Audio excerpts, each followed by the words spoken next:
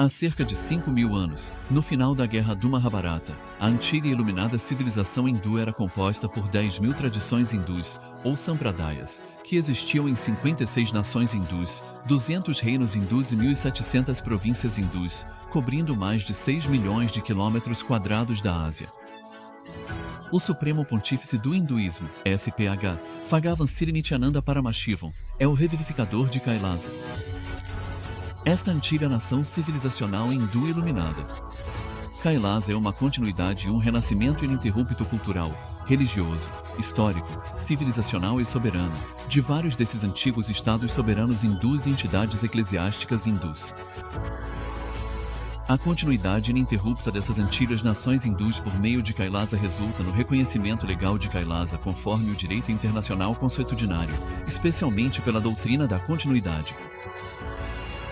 No direito internacional, a doutrina da continuidade implica que abalos e revoluções dentro de um país, mudanças de governo, ajustes territoriais, medidas tomadas durante ocupação militar ou outras transformações internas não anulam a existência do país, não afetam a personalidade jurídica e as obrigações internacionais do país ou do Estado.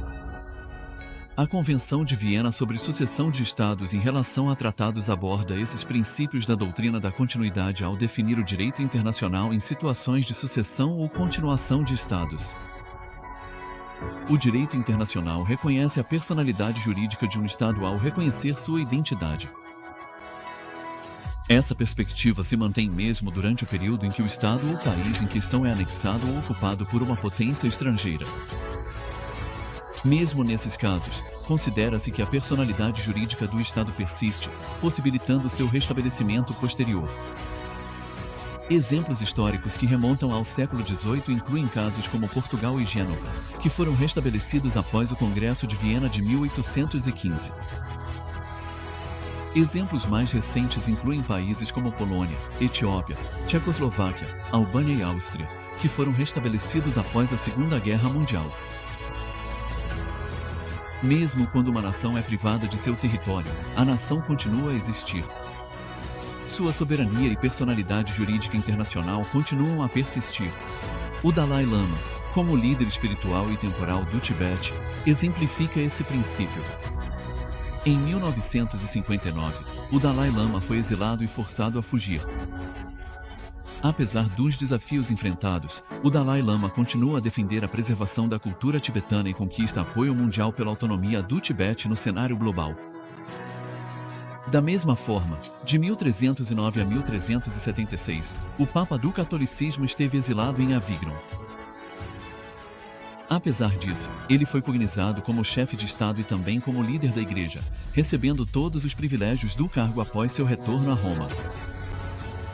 Mesmo em 1861, grande parte dos territórios papais havia sido perdida, restando ao Papa nenhum território soberano além da residência papal e dos edifícios relacionados.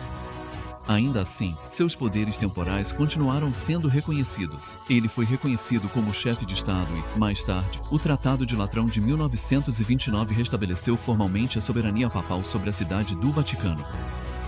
A Ordem Soberana de Malta exemplifica ainda mais esse princípio, mantendo o reconhecimento internacional como uma entidade soberana, apesar da perda permanente de seu território após a invasão de Napoleão em junho de 1798. Apesar dessa perda permanente de território, a soberania e a personalidade jurídica internacional da Ordem Soberana de Malta continuam a persistir. Muito tempo depois, em 1894, a Ordem se estabeleceu em Roma e adquiriu duas propriedades, o Palácio Magistral e a Vila Magistral, que receberam status extraterritorial. Hoje, a Ordem mantém relações diplomáticas com 112 países, emite seus próprios passaportes diplomáticos, moeda, selos e placas de registro de veículos, e recebeu status de observador nas Nações Unidas. Todos esses exemplos de restabelecimento de Estados ilustram o princípio da continuidade dos Estados. De acordo com o direito internacional, a personalidade jurídica de um Estado persiste ao longo do tempo. Uma nação continua a existir mesmo após a perda completa de seu território. Um exemplo ainda mais impressionante é o dos países oceânicos que estão sob a ameaça de toda a sua nação ser inundada e submersa devido ao aumento do nível do mar causado pelo aquecimento global. em resposta a essa ameaça existencial das mudanças climáticas. Nações das ilhas do Pacífico, incluindo Tuvalu, aprovaram emendas constitucionais e fizeram declarações internacionais afirmando que sua nação e seus direitos soberanos continuarão a existir, mesmo que todo o seu território seja perdido para o mar. Essa postura proativa está destacada na Constituição de Tuvalu, Lei de 2023. E na Declaração do Fórum das Ilhas do Pacífico de 2021. O Supremo Pontífice do Hinduísmo, Bhagavan Sri Nityananda Paramashivam, por meio da linha de sucessão, é o atual do 103º imperador do Reino Soberano Hindu de Surangi Samrajya. Ele foi coroado em 31 de dezembro de 2004, aos 26 anos de idade. Assim, pelos mesmos princípios da doutrina da continuidade, por meio dos quais a personalidade jurídica internacional de Portugal, Gênova, Polônia, Etiópia, Tchecoslováquia, Albânia, Áustria, Vaticano, Tibete, Ordem Soberana de Malta e várias outras nações foi reconhecida, apesar de terem passado por um período de exílio, anexação, ocupação por uma potência estrangeira ou mesmo perda de território. O SPH Nityananda Paramashivam, por meio de fatos legais e históricos bem estabelecidos sobre o Estado soberano hindu do Surangi Samarajiam, deriva todos os direitos e poderes soberanos da linhagem real do Surangi Samarajiam como seu 203º imperador soberano, a partir de sua herança e continuação da sucessão ininterrupta do reino Suryavansa Surangi Samarajiam Sarvanapita.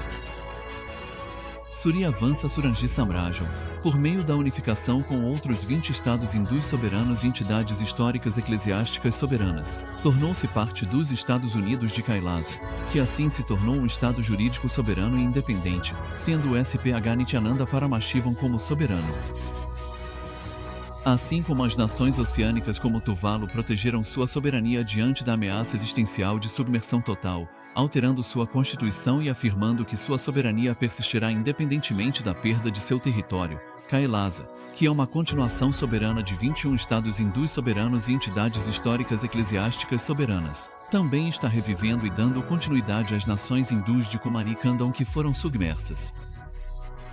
De acordo com a doutrina da continuidade, esses fatos implicam que a condição de Estado de Kailasa é reconhecida pelo direito internacional e se manifesta como um resultado natural de fatos jurídicos históricos bem estabelecidos. Compartilhe seu tempo, talento e recursos. Torne-se parte de Kailasa. Cadastre-se como cidadão. https://kailasa.citizen.info